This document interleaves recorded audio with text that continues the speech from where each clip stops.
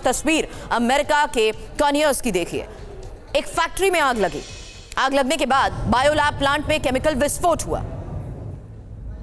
यह विस्फोट इतना भीषण था कि दूर तक आसमान तक उठते केमिकल और आग की लपटों को देखा गया। आसपास का पूरा इलाका गैस की चपेट में, लोगों को सांस लेने में दिक्कत और साथ ही करीब 17,000 लोगों को बाहर निकाला गया।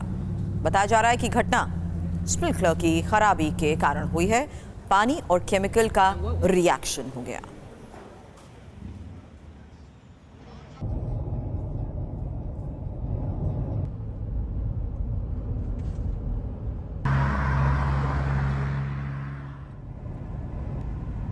तीन तस्वीरें एक साथ आपके सामने। काले धुएं का ये गुबार दूर दूर तक नजर आ रहा था। फैक्ट्री में आपको बता दें इस्पात से जुड़ा सामान बनता है और इसी के लिए केमिकल का इस्तेमाल होता है, लेकिन जब आग लगी तो उसके बाद केमिकल रिएक्शन से आसपास भी ये तबाही फैलती चली गई।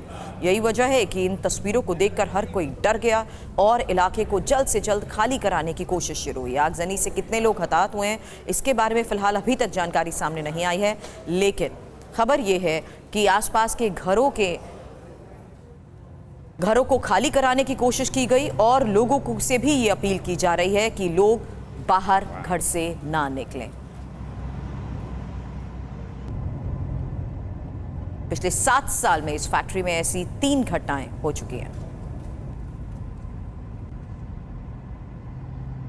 तस्वीर मेक्सिको से भी आई है। मेक्सिको में भीषण बाढ़ के बाद नदियां कैसे उफान पर आ गई हैं उसकी तस्वीर देखिए। बड़े बड़े बांध को खतरा पैदा हो गया है। बांध से बड़े पैमाने पर पानी बाहर निकल रहा है और हर दिन लाखों गैलन पानी बांध से छोड़ा जा रहा है। जिस वक्त बांध के गेट खोले जा रहे थे उस वक्त ये तस्वीर कैमरे में रिकॉर्ड की गई।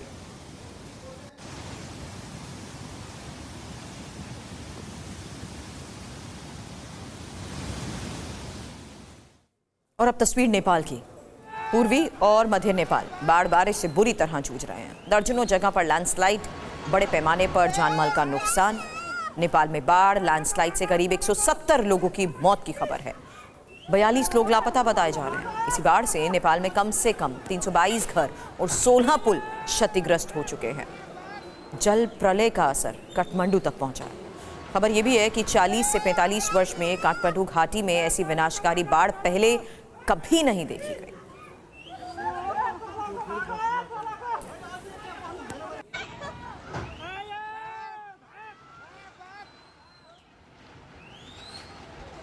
आसपास के इलाके में लोग डर गए हैं क्योंकि ठीक उनके सामने इसी तरीके से ऊपर से आता लैंडस्लाइड कैसे एक घर को अपनी चपेट में ले रहा है। तस्वीर आपके सामने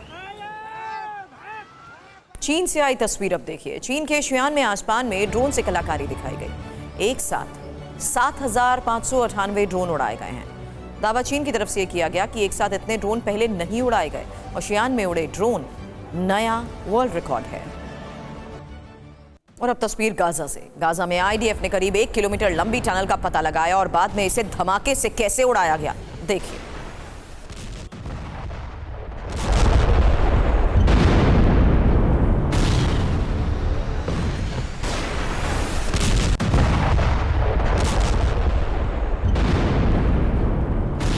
ये अंडरग्राउंड टनल सिविलियन इलाके से हमास के कमांड सेंटर तक बनी हुई थी और टनल के अंदर हथियार और खाने पीने का पूरा सामान मौजूद था। आईडीएफ ने विस्फोटकों की मदद से पूरी टनल को कैसे उड़ाया देखिए।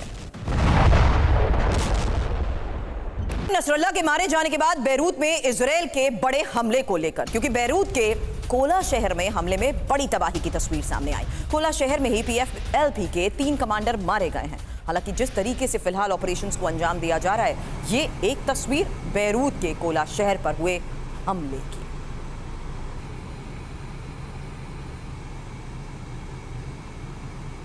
अब इजरायल का अगला कदम होगा क्या? खबर है ग्राउंड इन्वेजन को लेकर, ग्राउंड ऑपरेशन को लेकर, और ग्राउंड ऑपरेशन का इजरायली प्लान है तैयार। बॉर्डर पर आईडीएफ की बहुत बड़ी तैयारी। वॉल स्ट्रीट जर्नल ने भी इसको लेकर मुहर लगाई है।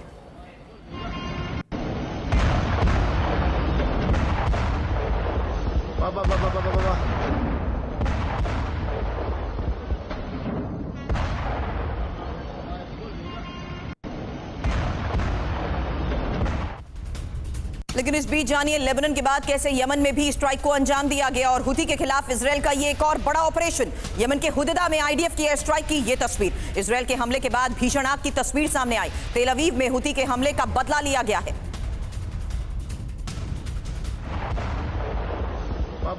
बिजली संयंत्र के साथ साथ वेपन डिपो, सब कुछ टारगेट करते हुए कैसे अब इजरायल की तरफ से हुदैदा में स्ट्राइक को अंजाम दिया गया। अलग अलग पोर्ट पर हुए हमलों के बाद की ये तस्वीर सामने आई।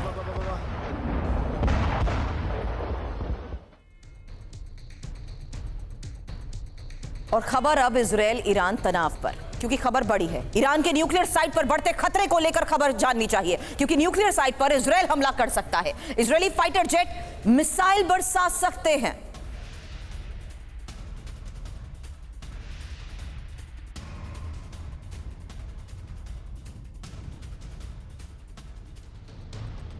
अब सवाल है कि कैसे इजरायल ईरान को टारगेट करने की कोशिश में जुटा है। तो खबर जानिए, क्योंकि अब ईरान को सबक इजरायल सिखाना चाहता है। ईरान के परमाणु प्रोग्राम को तहस नहस करने की योजना को लेकर खबर क्या है? मनीष, आपसे करूंगी सवाल। न्यूक्लियर साइट पर इजरायल हमला कर सकता है। पहाड़ियों के अंदर बंकर में ईरानी न्यूक्लियर साइट को लेकर खबर है। Israeli fighter jet cluster bomb से हमले की योजना है, और जिन बॉम्ब से नसरल्लाह को मारा गया उन बॉम्ब्स का भी इस्तेमाल संभव है।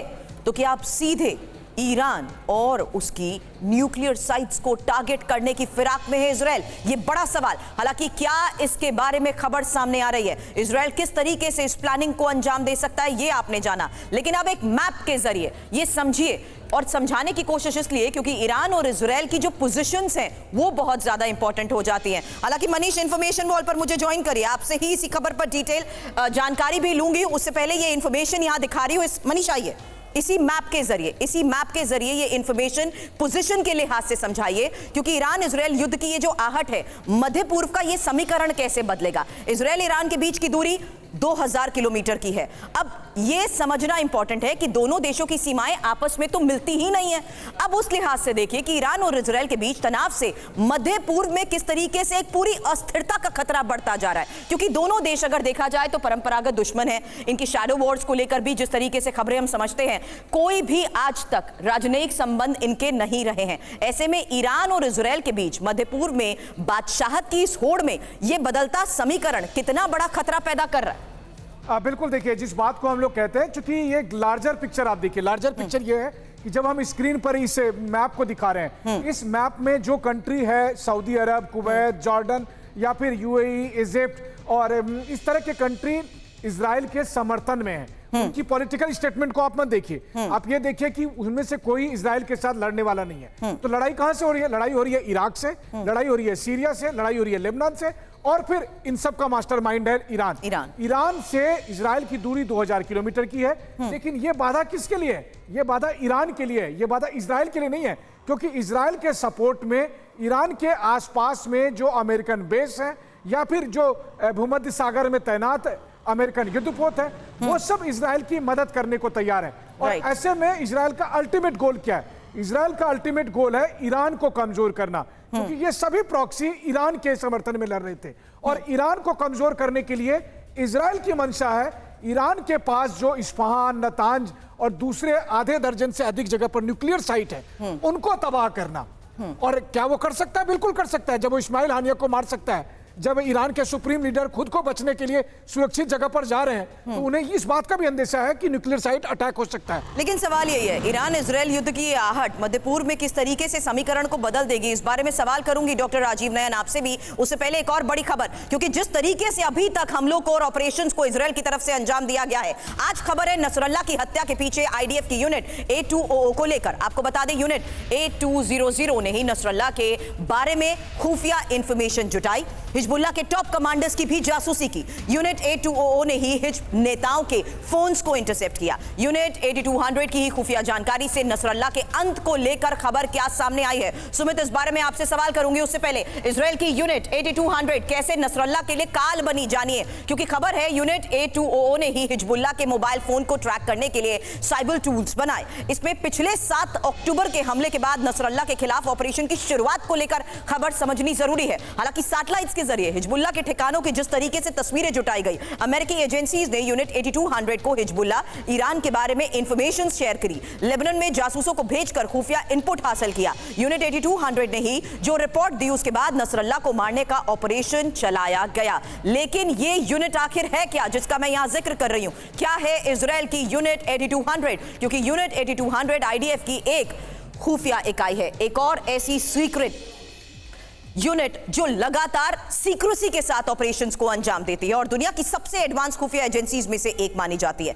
जिसमें साइबर और सिग्नल इंटेलिजेंस के काम में महारत हासिल है इस यूनिट को। इसी यूनिट का काम इलेक्ट्रॉनिक निगरानी करना और कम्युनिकेशन इंटरसेप्ट करना होता है। साइबर ऑपरेशंस के जरिए खुफिया जानकारियों को भी जुटाया जाता है और इजराइल की सुरक्षा में जिस तरीके की ये महत्वपूर्ण भूमिका निभाती है। खबर अब ऑपरेशन के बारे में भी जान लीजिए कि कैसे नसरल्ला को इसने टारगेट किया, क्योंकि यूनिट 8200 का एक इनपुट नसरल्ला का मौत का संदेश। क्यों? क्योंकि 8 लड़ाकू विमान में 900 किलो वजन के 15 क्लस्टर बॉम्ब लदे थे। इजराइल से 8 लड़ाकू विमानों ने एक साथ उड़ान भरी। बैरूत के बाहरी इलाके दाहिया के ऊपर मंडराए फाइटर जेट और यूनिट 8200 की जानकारी के मुताबिक तय इमारत पर क्लस्टर बॉम्ब को गिराया गया। अब नसरल्ला ने अपना हेडक्वार्टर रिहायशी इलाके में बनाया था और बंकर में छिपा नसरल्ला बॉम्ब की चपेट में आकर मारा गया। आपको बता दें, मई में ही अमेरिका ने बमों की सप्लाई की थी। अब सुमित, सवाल यही था, इस पूरे ऑपरेशन को एग्जीक्यूट कैसे किया गया? इसको देखकर तो पूरी दुनिया चौंक गई है, लेकिन तैयारी को लेकर मिले इनपुट के आधार पर यह साफ हो गया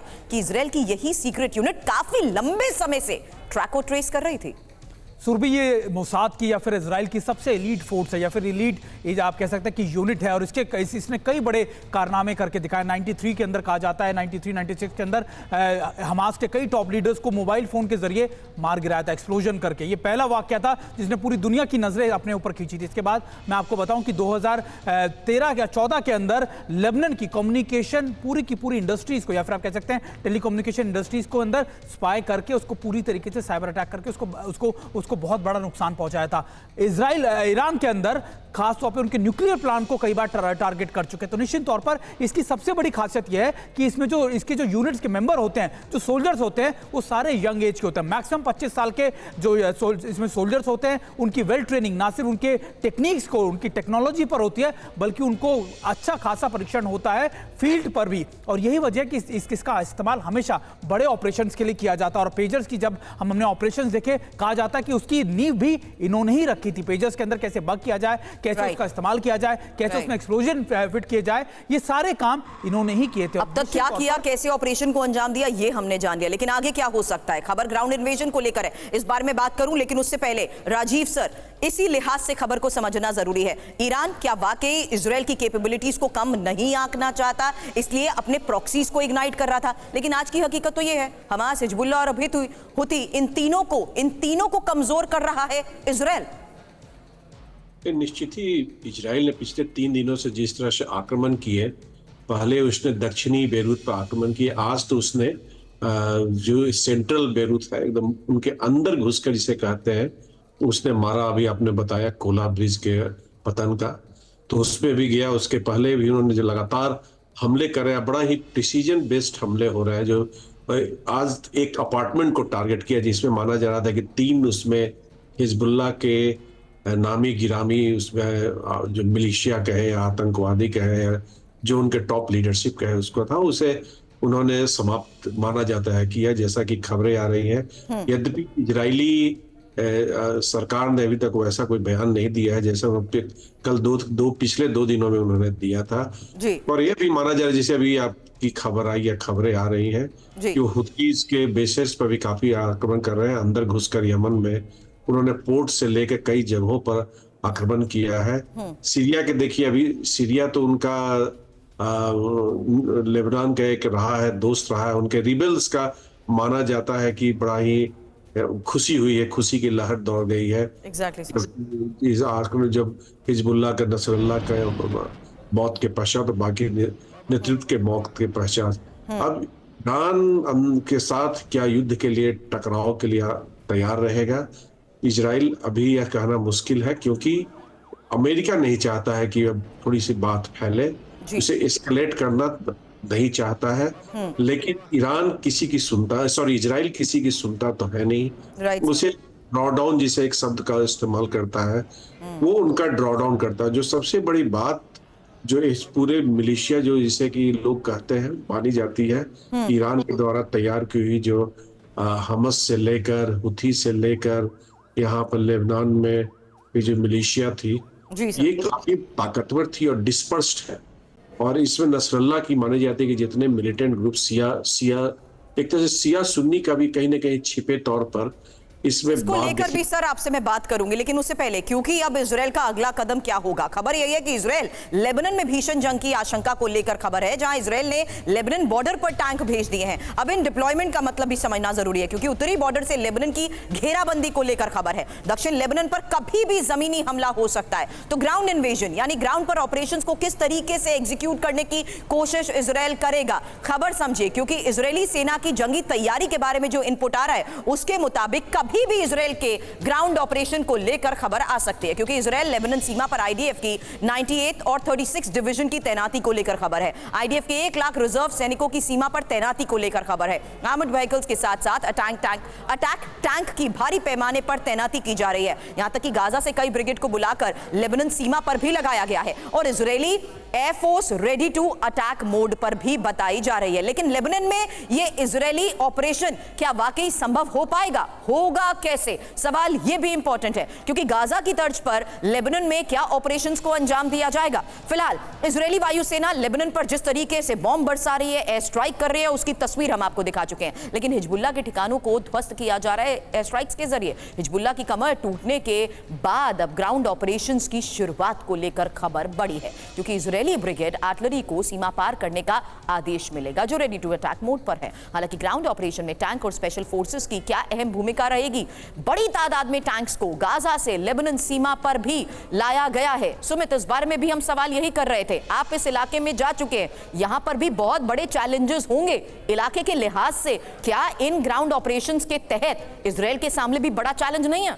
देखिए, बिल्कुल 2006 में इजराइल ने सबसे बड़ी गलती ये की थी कि इजराइल एकदम से बेका वैली से या फिर साउथ लेबनान के अंदर घुस गया था, और हुआ ये था कि बेका वैली में सबसे ज़्यादा इजराइल को नुकसान पहुंचना पड़ा। और ये कहते हैं कि बेका, मैं खुद बताऊं आपको, बेका वैली में जब मैं गया साउथ लेबनान, कई जगहों पर लेबनान में खासतौर पर हिजबुल्लाह ने इजराइल के आर्मर्ड व्हीकल्स, उनके टैंक, ऐसी चीज़ें खड़ी कर रखी हैं जो उसने उस समय उन्होंने कैप्चर की थी। और ये हमेशा कहते हैं कि हमने 2006 में इजराइल को यहाँ से भगा दिया था मारकर। तो निश्चित तौर पर इजराइल वो गलती दोबारा से नहीं करना चाहता। इजराइल ये चाहता है कि सबसे पहले कम्युनिकेशन तोड़ा जाए, जो उसने बर्बाद कर दिया, बड़े बड़े कमांडर्स को मारा जाए, जो उसने ऑलरेडी कर दिया है, कमांडर कंट्रोल सेंटर्स को बर्बाद कर दिया जाए, वो भी उसने कर लिया है। अब आखिरी ऑप्शन उसके पास ये बचता है कि कम से कम बेका वैली के उन इलाकों में बड़ी एयर स्ट्राइक कर अपने लिए एक सेफ पैसेज बनाया जाए, जो अभी भी कर रहा है। तो निश्चित तौर पर जब उसके वो मिशन कंप्लीट हो जाएगा तो फिर ये ग्राउंड फोर्सेस मूव करेंगी। लेकिन करना है या नहीं करना, अभी इसको लेकर भी इजराइल बहुत ज्यादा कैलकुलेटिव है, क्योंकि वो नहीं चाहता कि हमारी ग्राउंड फोर्सेस साउथ लेबनान में जाकर बैठ जाए। हालांकि मनीष, इसको लेकर एक सवाल आपसे भी करूंगी, उससे पहले लेबनान में इजरायली एयर स्ट्राइक जिस तरीके से जारी है,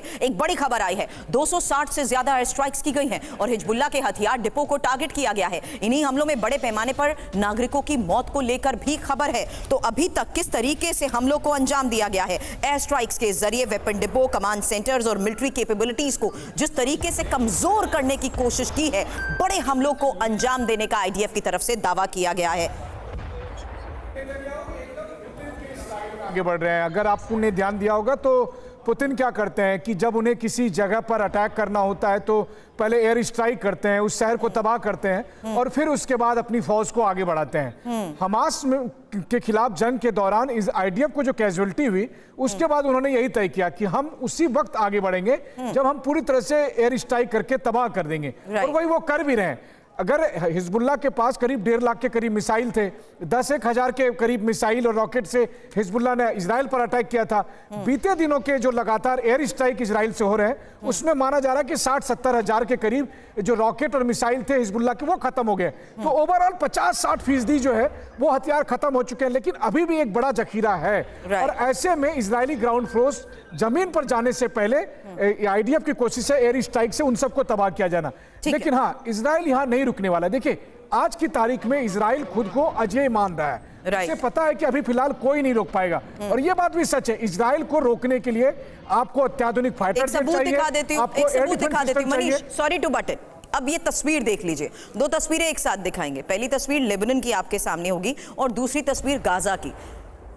लेबनान पर इजराइल की मिसाइल कैसे बरस रही हैं। मनीष इसी बारे में बता रहे थे कि कैसे एयर स्ट्राइक्स को अंजाम दिया गया है। इजरायली फाइटर जेट लेबनान में बारूद बरसा रहे हैं। 10 दिनों में ही लेबनान की हालत वैसी हो गई है जैसे गाजा की। इसीलिए ये दूसरी तस्वीर भी आपके सामने। लेबनान में भी इमारतों का मलबा इधर उधर फैला हुआ है। सब कुछ तहस नहस कर दिया गया है। मकान खंडर में तब्दील हो चुके हैं। जान बचाने के लिए लोग इधर उधर भाग रहे हैं। अब मध्य पूर्व के इसी तनाव को देखते हुए एक और बड़ी खबर आई है। अमेरिका से ये बड़ी खबर है और मध्य पूर्व में एयर डिफेंस में इजाफा अमेरिका करेगा। अब सुरक्षा के मद्देनजर पेंटागन क्या फैसला ले रहा है समझना जरूरी है, क्योंकि अब अमेरिका जिस तरीके से मध्य पूर्व के इस हालात पर नजर बनाए हुए हैं, एक और बड़ी खबर आई है। सुरक्षा के मद्देनजर पेंटागन की तरफ से लिया गया फैसला क्या है, इंफॉर्मेशन आपके सामने होगी, क्योंकि मध्य पूर्व में एयर डिफेंस में इजाफा अमेरिका करेगा।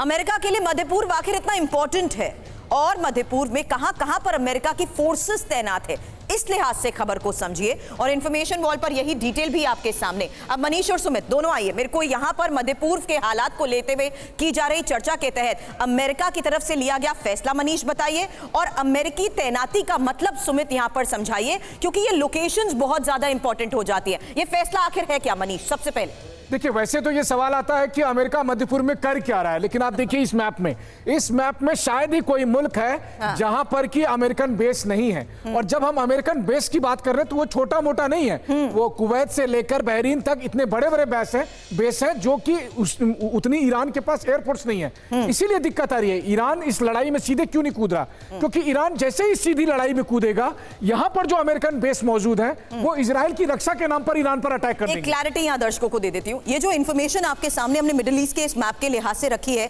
ये इंफॉर्मेशन है कि अमेरिका के कहां पर बेस है। यहां देखिए, तुर्की में इजमीर एयर बेस है। इसके अलावा 900 अमेरिकी सैनिकों की तैनाती सीरिया में है। इसके अलावा अल उदीद एयर बेस को लेकर खबर है जो कि कतर में है। साथ ही नौसेना सहायता केंद्र जिस तरीके से बहरीन में है, और कैंप आरफिजान को लेकर जो खबर है जो कि कुवैत में है। असद एयर बेस, अल हरीर एयर बेस जो कि इराक में है, अल धफरा एयर बेस को लेकर भी यहां खबर को समझना जरूरी है, क्योंकि ये यूएई में है। और थ्रूमेट एयर बेस जो इसकी लोकेशन है ओमान, और मुफाख सॉल्टी एयर बेस जिसकी लोकेशन हम यहां पर देख सकते हैं आती है जॉर्डन में। हालांकि साइट 512, ये क्लैरिटी इसलिए सुमित आपसे सवाल से पहले मैं दे रही थी क्योंकि यही इंपॉर्टेंट भूमिका हम देख रहे हैं मिडिल ईस्ट में अमेरिका की बदलती स्ट्रैटेजीज को देखते हुए। देखिए, सुरभि सिर्फ अमेरिका नहीं है इसमें एक और देश है जिसका नाम ब्रिटेन, और वो कहां बैठा है? यहां पर साइप्रस में। और सबसे इंपॉर्टेंट बात ये क्या है कि अगर अमेरिका को या किसी भी यूरोप की कंट्री को कुछ करना होगा तो ये सबसे इंपॉर्टेंट लोकेशन होगी। और अभी आप मानिए कि अमेरिका का, आप बहरीन कह लीजिए, कुवैत कह लीजिए, कतर कह लीजिए, ये डिप्लॉयमेंट यहां पर तो जरूर है, लेकिन इसका काम क्या है? इसका काम है कि अगर कहीं से भी कोई अटैक इजराइल के ऊपर आएगा तो उसको एक शील्ड प्रोवाइड करना। और यहां पर अगर आप देखें मेडिटेरियन सी के अंदर खासतौर पर, यहां पर भी अमेरिका ने, फ्रांस ने, कई ऐसे यूके ने कई अपने शिप डिप्लॉय किए रहे हैं जो इजराइल के लिए एक सेफगार्ड है। तो निश्चित तौर पर आप देखें कि अमेरिका की मौजूदगी सिर्फ और सिर्फ इजराइल को शील्ड प्रोवाइड कराने की है और अपने आप को एक उस इलाके के अंदर अपने मजबूत स्थान देने की है जो लगातार इस इलाके में। राजीव सर, सवाल आपसे करूंगी, अमेरिका का ये फैसला आखिर मध्य पूर्व के हालात को देखते हुए कितना इंपॉर्टेंट है? उससे पहले हुती के ठिकानों पर इजराइल के बड़े हमले को लेकर एक और खबर आ रही है, जहां एक साथ यमन के 2 शहरों पर हमलों को अंजाम दिया गया है। और खबर यह है कि अब इजराइल ने F-15 से हमलों को अंजाम दिया है। IDF ने F-15 की तस्वीर को जारी किया है। हवा में रिफ्यूलिंग की यह तस्वीर सबसे पहले आप देखिए। मनीष, इस तस्वीर को जरा कम शब्दों में ही सही, क्योंकि राजीव सर के पास मुझे जाना है, जरा बयान भी कर दीजिएगा। देखिए, सबसे बड़ी बात है कि जिस समय बेरूत पर अटैक किया गया था, जिस समय हिजबुल्लाह को मारा गया था, उस वक्त आईडीएफ ने किस तरह से ऑपरेशन को अंजाम दिया था। 8 या 9 फाइटर जेट के जरिए जो अटैक किया था उसका वीडियो आईडीएफ ने जारी किया है। देखिए, जब हम कूच करने जा रहे थे, जब हम अटैक करने जा रहे थे, तो उस समय कैसे आईडीएफ के फाइटर जेट आगे बढ़े थे, उसका वीडियो है ये। बिल्कुल। अब over to you Rajiv sir, समझाइए मिडिल ईस्ट के हालात को देखते हुए अमेरिकी तैनाती को लेकर किया गया फैसला क्या है? देखिए, मैं इसमें जो आपने भी बात की, इसमें मैं 2 बातें और जोड़ दे रहा हूँ। एक तो होदीदा और एक रास सीसा, ये दोनों पोर्ट एरियाज में रेड सी का है, उस पर काफी यमन का, वहां पर उन्होंने कई साइट्स पर उन्होंने हमला किया। जो अभी बात कर रहे थे कि कमजोर करने की बात है। अब अमेरिका की बात पर हम आते हैं। अमेरिका ने काफी दिनों से अपनी डिप्लॉयमेंट को बढ़ा दिया था, जब से लग रहा था कि तनाव बढ़ गया और हो सकता है ईरान युद्ध में आ जाए या इजराइल ईरान को युद्ध में खींच ले। ये दोनों संभावनाओं को बहुत दिन से प्रतिक्रिया चल रही थी, चर्चाएं चल रही हैं। तो निश्चित ही देखिए जिस तरह से बातें बढ़ी हैं और जिस तरह से इजराइल ने कहा है, उसने यूनाइटेड नेशंस में सीज फायर की जगह पर अपने अंतिम उद्देश्य की पूर्ति हेतु तक युद्ध करने की बात कही, तब से विश्व को उसने संदेश दे दिया कि हम आपकी बात नहीं सुनने वाले हैं और हम अपने कार्य में आगे बढ़ेंगे। और उसने तुरंत आक्रमण 2 दिन के पश्चात शुरू किया। पहले हिजबुल्लाह के कई ठिकानों पर मारा, कई लोगों को, करीब 1000 लोगों के मारे जाने की बात कही जा रही है। साथ साथ अब सेंट्रल बेरूत में गया और ईरान की बात भी आप कर रहे हैं। क्या ईरान की, जब इजराइल कह रहा है कि हमने रीजनल बैलेंस ऑफ पावर बदल दिया है, तो उसकी कई मायने हैं। अभी तो आपके पास समय नहीं, इसलिए मैं ज्यादा उसके विस्तार में नहीं जाऊंगा। लेकिन जिस तरह से कई देशों में और कई समूहों को, जिसने नॉन स्टेट एक्टर्स कहा जाता है, उसको उसने पूरे के पूरे तबाह किया है और पूरे जोर शोर से तबाह किया। अभी आपके स्क्रीन पर आ रहा था F-15I, जिसके कि पायलट ने बड़ा ही जोशो खोश में सब बताया कैसे कैसे उन्होंने आक्रमण किया है हिजबुल्लाह के अंदर। देखिए अभी तक बड़ा ही संयम बरत रहा था इजराइल फिलिस्तीन के अंदर, इसके अंदर घुसने में, आगे कहीं बात आगे बढ़ न जाए। लेकिन देखिए अब उसने एक रेड लाइन क्रॉस कर दिया है। आप जो बात कर रहे हैं कि हो सकता है जमीनी कार्रवाई हो, तो अभी देखिए रेड लाइंस क्रॉस होते जा रहे हैं। एक रेड लाइन नहीं, रेड लाइन के बाद रेड लाइन, जिसे कहा जा रहा था अंतर्राष्ट्रीय सुरक्षा समुदाय में, अंतर्राष्ट्रीय समुदाय वो क्रॉस कर रहा है। तो देखिए ईरान के पास भी तो असला है, लेकिन अभी वह चाह रहा है कि अपने जो प्रॉक्सीज है उनके माध्यम से ही लड़ाई लड़ते रहे, नहीं तो अगर आगे बढ़ जाएगी बात तो बात काफी। और यही वजह है कि उन्हीं प्रॉक्सी को सीधे तौर पर इजराइल स्पेशल ऑपरेशंस के जरिए कमजोर कर रहा है। आप सभी का हमें ज्वाइन करने के लिए बहुत बहुत शुक्रिया। और अब बात हिजबुल्लाह चीफ नसरल्लाह की मौत के बाद देश में हो रहे विरोध प्रदर्शन की भी कर लेते हैं, क्योंकि लखनऊ में नसरल्लाह के समर्थन में प्रदर्शन की तस्वीर सामने आई है। कैंडल मार्च निकाला गया। लखनऊ में शिया बहुल इलाके की दुकानें बंद रही। अगले 3 दिन तक दुकान बंद करने का ऐलान किया गया है। यूपी के सुल्तानपुर में भी विरोध प्रदर्शन हुआ है। बड़ी संख्या में लोगों ने इसमें हिस्सा लिया। शिया समुदाय ने इजरायली प्रोडक्ट्स का बहिष्कार करने का ऐलान कर दिया है। आपको बता दें जम्मू कश्मीर के श्रीनगर में भी बड़ी संख्या में लोगों ने सड़क पर उतरकर विरोध जताया। जम्मू कश्मीर के बडगाम में लोगों ने नाराजगी जाहिर करते हुए विरोध प्रदर्शन किया है। और लखनऊ में नसरल्लाह की मौत पर कैंडल मार्च निकाला गया। छोटे इमामबाड़े से बड़े इमामबाड़े तक कैंडल मार्च निकाला गया, जिसमें इजरायल और अमेरिका के खिलाफ नारेबाजी कैसे हुई, तस्वीर आपके सामने।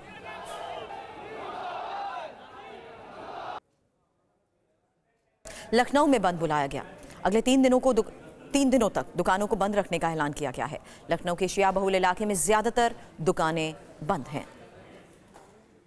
बंद के दौरान लखनऊ में हालात कैसे हैं, जानने की कोशिश की TV9 संवाददाता विपिन चौबे ने। लखनऊ से देखिए उनकी ये रिपोर्ट।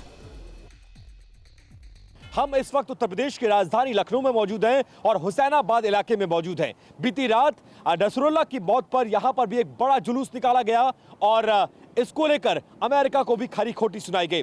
तमाम लोग शोक मना रहे हैं और अपने अपने तरीके से हिजबुल्लाह के चीफ नसरुल्लाह की मौत पर अपना शोक व्यक्त कर रहे हैं। हम जहां जिस इलाके में खड़े हैं ये शिया बाहुल्य इलाका है और आप ये पूरी मार्केट देखिए, ये पूरी शियाओं की मार्केट है और विरोध स्वरूप, शोक स्वरूप ये पूरी मार्केट इस वक्त बंद करके रखा गया है। जितनी दुकानें आप दाहिने से लेकर बाएं तक देखेंगे, सड़क के दोनों तरफ जो दुकानें मौजूद हैं ये दोनों दुकानें बंद हैं। और ये बताया गया हमें कि जो शिया धर्म से ताल्लुक रखने वाले लोग हैं वो हिजबुल्लाह के चीफ नसरुल्लाह को शहीद मानते हैं और उनकी मौत पर शोक व्यक्त कर रहे हैं, इसीलिए इन तमाम दुकानों को बंद रखा गया। ये हुसैनाबाद का वो गेट है जो यहाँ की पहचान है और इसके दूसरी तरफ भी आप देखेंगे जो दुकानें आपको नजर आएंगी वो तमाम दुकानें, एक लाइन से लेकर दूसरी लाइन तक ये तमाम दुकानें आपको बंद नजर आएंगी। कल से ही शोक व्यक्त किया जा रहा है, जुलूस निकाला जा रहा है, प्रदर्शन किया जा रहा है और अपने अपने तरीके से अपने धर्म के इस बड़े चेहरे को याद करने की कोशिश की जा रही है। और बिहार में बाढ़ से बिगड़ रहे हालात को लेकर खबर है। राज्य की 16 जिले बाढ़ की चपेट में बताए जा रहे हैं। 4 लाख से ज्यादा लोग बाढ़ से प्रभावित हुए हैं। राज्य की 4 नदियां कोसी, गंडक, बागमती और महानंदा उफान पर हैं। आपको बता दें गंगा नदी का जल स्तर बढ़ सकता है, जिससे पटना पर भी बाढ़ का खतरा मंडरा सकता है। हालांकि बाढ़ ने राज्य के 16 जिलों में लोगों के जीवन को संकट में डाल दिया है। गांव के गांव बाढ़ के पानी में डूब रहे हैं। जान बचाने के लिए लोगों को अपना घर छोड़कर सुरक्षित जगहों की तरफ पलायन करना पड़ रहा है।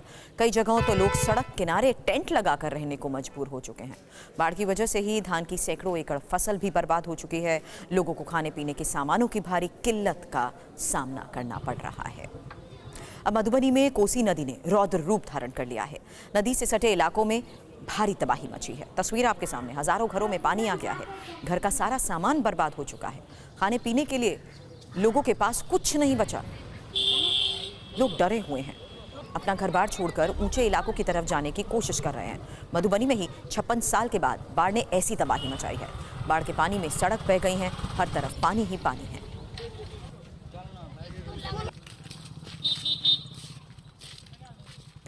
और पश्चिम चंपारण जिले में लगातार हो रही बारिश ने कैसे मुश्किलें बढ़ा दी, तस्वीर आपके सामने। बारिश के कारण बेतिया में हालात बाढ़ जैसे हैं। गौरीपुर मंझरिया गांव में भी मुख्य सड़क बाढ़ के पानी में बह गई है।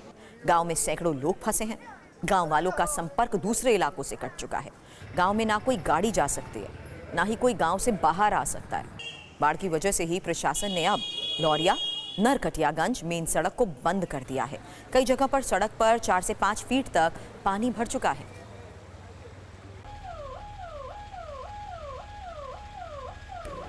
मोतिहारी की तस्वीर, बिहार के मोतिहारी में बाढ़ बारिश से हालात कैसे खराब हैं, देखिए। मोतिहारी के लहसनिया गांव में ही बाढ़ का पानी लोगों के घर में आ गया है। ग्रामीणों को भारी परेशानियों का सामना करना पड़ रहा है। घर में रखा अनाज भीग चुका है। लोग सुरक्षित स्थान की तलाश में हैं। लोगों की तरफ से कहा जा रहा है कि प्रशासन की तरफ से अब तक किसी तरह की कोई मदद नहीं पहुंच पाई है। स्थिति और ज्यादा गंभीर हो गई है। पिछले 3 दिनों की लगातार बारिश और नेपाल से छोड़े गए पानी की वजह से ही बागमती नदी में उफान है। बेलवा के पास बांध पर भारी दबाव बना हुआ है, जिससे कई जगहों पर रिसाव हो रहा है। नेपाल के तराई क्षेत्र में लगातार हो रही बारिश की वजह से नदियों का जलस्तर काफी बढ़ चुका है। अब गंडक, बूढ़ी गंडक और बागमती नदी खतरे के निशान से ऊपर बह रही है। निचले इलाकों में बाढ़ का पानी आने लगा है। 3 लाख से ज्यादा लोग बाढ़ से प्रभावित बताए जा रहे हैं। हालांकि मुजफ्फरपुर जिला प्रशासन अलर्ट है। तटबंधों की विशेष निगरानी की जा रही है। खासकर कटाव वाले इलाकों में स्थिति पर बारीकी से नजर रखी जा रही है। बिहार में बाढ़ पर खूब सियासी घमासान भी मचा हुआ है। आरजेडी नेता मनोज झा ने बाढ़ से तबाही के लिए नीतीश सरकार को जिम्मेदार ठहराया। उनके आरोपों पर केंद्रीय मंत्री नित्यानंद राय ने क्या जवाब दिया, देखिए। चिंताजनक अलग अलग हिस्सों में भौगोलिक रूप से अगर आप देखें तो नेपाल से पानी छूटना ये पहली बार नहीं हुआ, लेकिन हमारी तैयारियां हर वर्ष रिएक्टिव होती है, प्रोएक्टिव कभी नहीं होती है। एक प्रक्रिया में जो एक त्वरित चीजें होनी चाहिए थी उसका अभाव है। बाकी रसद ये वो, तो ऐसा नहीं है कि बाढ़ अचानक दस्तक दे रही है। और इसलिए नेता प्रतिपक्ष ने अपने दल के कार्यकर्ताओं को भी कहा जहां जिसकी जितनी क्षमता हो उस हिसाब से वो लोगों की मदद करे। बिहार सरकार बहुत तत्परता के साथ बाढ़ की स्थिति से निपटने के लिए पूर्व में ही तैयारी कर रखी थी। आपातकालीन मीटिंग की गई और बाढ़ नियंत्रण के लिए जितने भी अवयव हैं सारी संस्थाओं को लगा दिया गया। एनडीआरएफ उसमें बहुत महत्वपूर्ण भूमिका निभाती है। बिहार सरकार की कई बैठकें एनडीआरएफ के साथ हुई है, हमारी भी बात सरकार से हुई है। सरकार से लगातार बात करके जो भी सहायता पहुंचाया जाए पहुंचाने में कहीं कोई कमी नहीं रहे। बिहार के सुपौल में बाढ़ पीड़ितों का गुस्सा देखने को मिला। लोगों ने प्रशासन पर लापरवाही के आरोप लगाते हुए ट्रेन को रोक दिया। बाढ़ पीड़ितों ने करीब 1 घंटे तक ट्रेन को रोके रखा। इसके बाद मौके पर पहुंचे आला अधिकारियों के आश्वासन के बाद लोगों का गुस्सा शांत हुआ।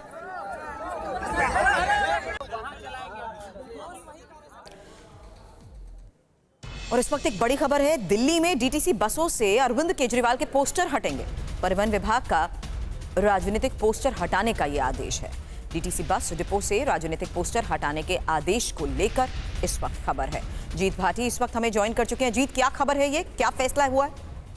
बिल्कुल, देखिए 27 सितंबर को जो दिल्ली के ट्रांसपोर्ट विभाग है उनके ऑपरेशन मैनेजर हैं, उनकी तरफ से एक आदेश जारी किया गया है कि दिल्ली डीटीसी के तमाम जो डिपो हैं उनको आदेश जारी किया, जो मैनेजर हैं उनके, कि आप जो डिपो का प्रीमाइस है उससे और डीटीसी बसेस से राजनीतिक पोस्टरों को हटा दें।